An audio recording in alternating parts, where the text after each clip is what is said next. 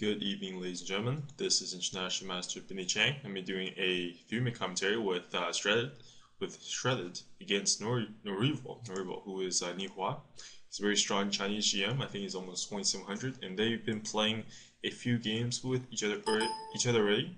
It's been about let's see how many games. It's been 5 games. So they've been playing each other for 5 games now, and I think Shredded has drawn 2 of them and lost 2 of them. Yeah, because Norival is very, very strong, and he's probably one of my favorite Chinese players to play on this site, just because of his technical style. He's very technical. Probably should have cast the last game, because it really defined how restrained he plays his games. He doesn't really pounce on tactics, too heavily. If he sees something really, really strong, he'll do it. But if he sees something just a bit more restrained, he'll go for that and not rush into anything.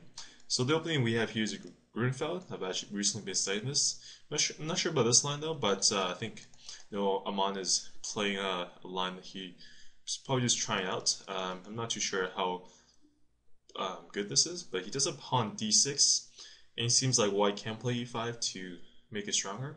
But e5 is not really going to hold for too long, because f6 is going to come and undermine the pawn structure. So really it's going to be a question of if white's going to be able to take care of the c file as well and protect the d6 pawn also.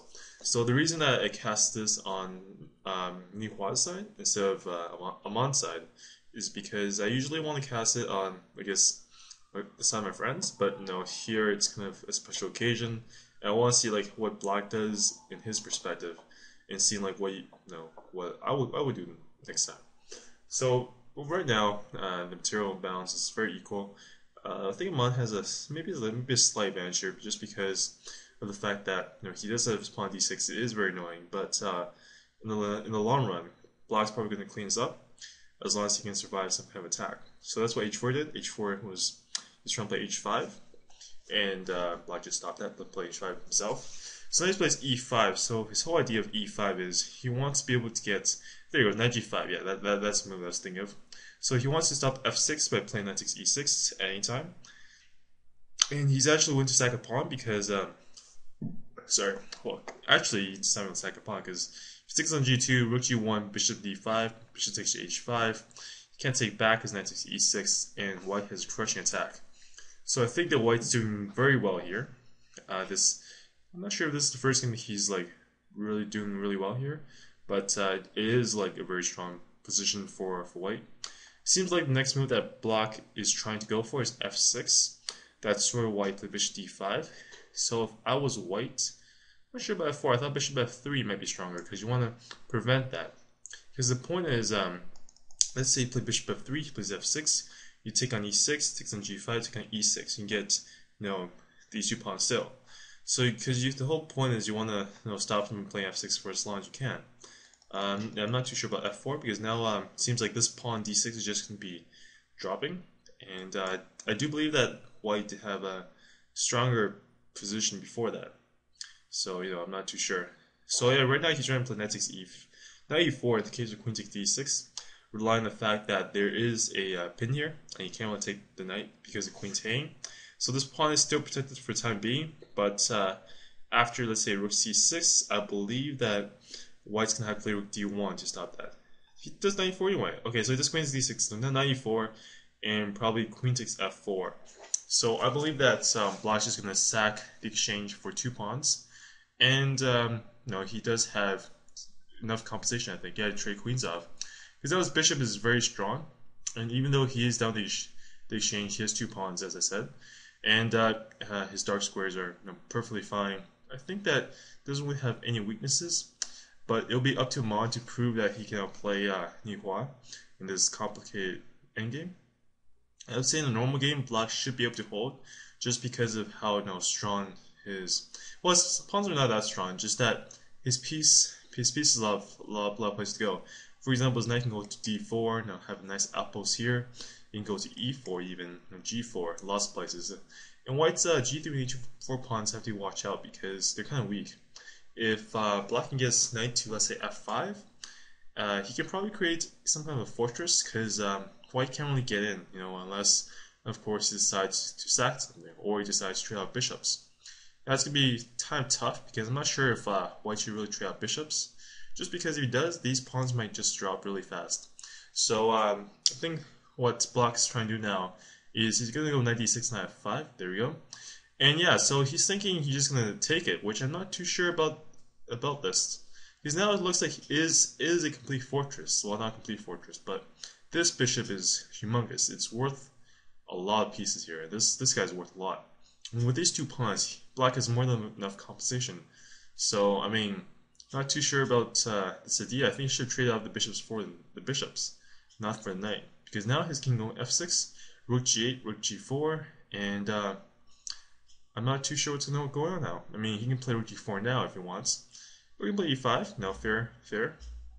But now after f4 check, I think f4 check was actually very strong. So pretty much what I want to bring up is f4, king f2, e4. Then we're going to play e3, and you can't take back because e3 check, which should win. And yeah, so Amon saw this immediately and went back to king f2 because this tactic was actually very strong. So yeah, I think that black just missed that tactic, but even still, he still has a very strong position here, and it's very difficult for white to do much because after c4, wow, I'm not sure what happened there. I think that black just dropped a pawn there. Yeah, so he kind of screwed up a bit here. So even after the script though, he still has fair bit of comp. It's not enough, I don't think, because he really needs this pass pawn c4. Otherwise, he can't really get much stuff going on in this place. So I think black's just gonna go back and forth because I don't think he can get anything more than draw now. And he's probably gonna go to rook g6 anytime. Yep. After king e3, probably e3 check. I would say yeah, e3 check. He has to go for it. Rook takes. Rook f3 probably, or rook takes a3. Oh, wow. Whoa. Okay, that was unfortunate. That's how long I have now. 7 minutes. Okay, so I'll do one more game then.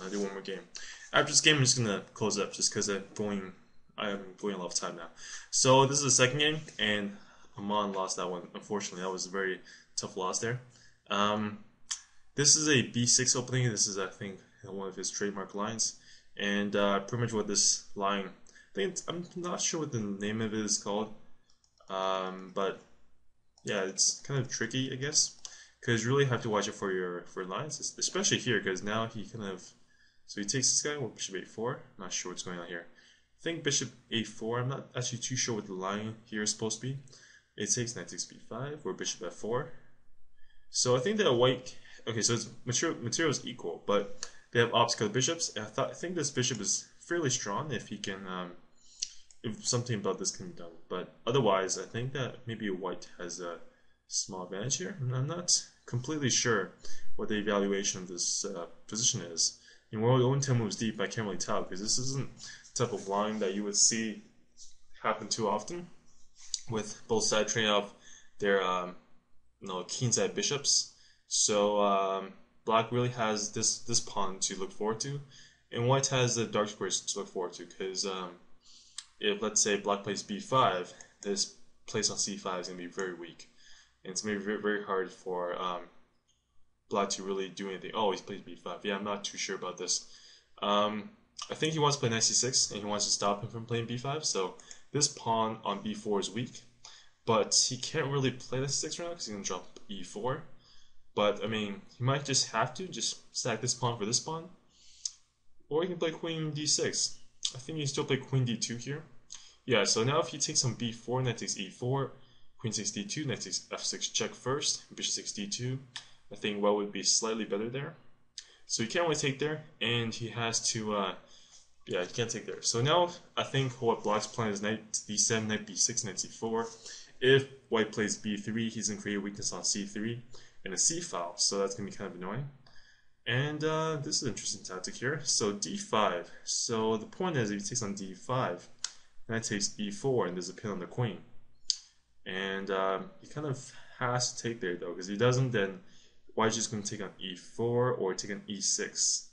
And after takes on d2, takes on f6, 7 with check, and that will be probably not that good for black.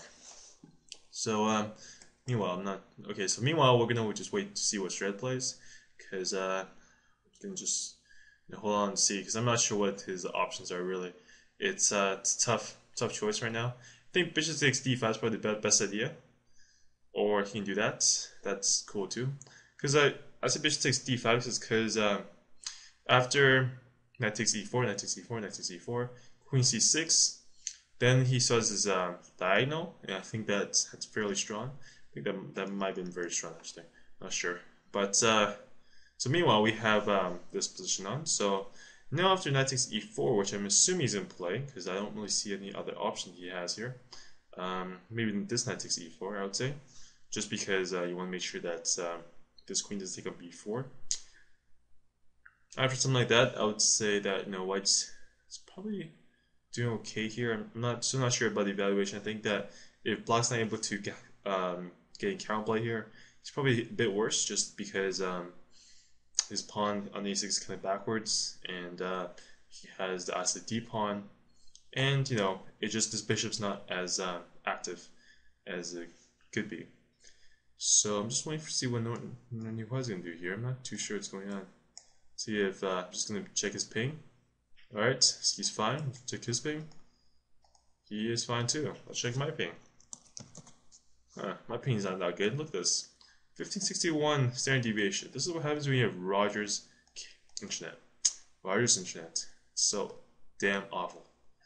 Okay, so he plays rook d1. What's wrong with knight takes e4? Hold on a sec, I'm just gonna check this up real fast, because I don't understand what's going on here. Oh god. Now it's gonna, yeah, I'm not sure what's going on. Why didn't you just take this guy? Yeah, I don't know what's going on here. So I'm just gonna, so now the evaluation is like reverses. I'm not sure what Nihwa's thinking here. Why did he not take on e4? Just wants to close it up. But, can't really, seem to understand why he did that. Just, I just don't know. But maybe he wants to use dark squares as, some compensation, or use it as blockade or this kind of stuff. But even so, he could just use this pawn as blockade as well. I don't know what's going on, but I guess we'll see. Now Amon is up a pawn again, but he does have to watch for this diagonal, which is actually very powerful. So black probably should not play g5, just because he can take on d5 first. So he's probably gonna have to play knight g to f6. Not this knight back, because an h3 traps it. And so the thing is, he can't take on d5 here because of knight e5, which pins and wins, which is very good. But here he actually takes that, then he takes it, because now after knight somewhere else he can take on e5. So the point of I guess this idea is this knight's still not in a good place right now. It's not in a good place. I think it is lost somewhere. I'm not sure what's going on. So rook takes d5. What the heck's happening here? Man, Norival just like dropping pieces all over the place. I think this might be Shred's first win tonight. I don't like, that's very nice. That's a very nice move actually. So this queen's trapped. So I'm waiting for the GG. Once it happens, I'm going to, okay, he decides to play on. Okay then, that's cool. That's cool too. So, checks, and bishop d4. It takes on c4. Okay, so white has a rook for the queen. I don't think that's enough compensation, but we have to remember that they are low in time. It's gonna be hard for them to play. I think Amon is very experienced with being low on time and stuff, so he should be fine, I would say. And he is the one with the more material, so he should be able to create some chances here, make white just like lose time and stuff. Especially with his these pawns here. These pawns are very strong. They can play e3 now. Takes, bishop e1, block this. Come on, don't flag. Queen g6, okay. g4, rook takes d5, okay. Rook back, wow. Alright, so something funny is going on here. Knight f3, bishop c3. Oh, he flagged. Okay, so that's game. Thank you very much for watching, and I will see you guys next time. Bye-bye.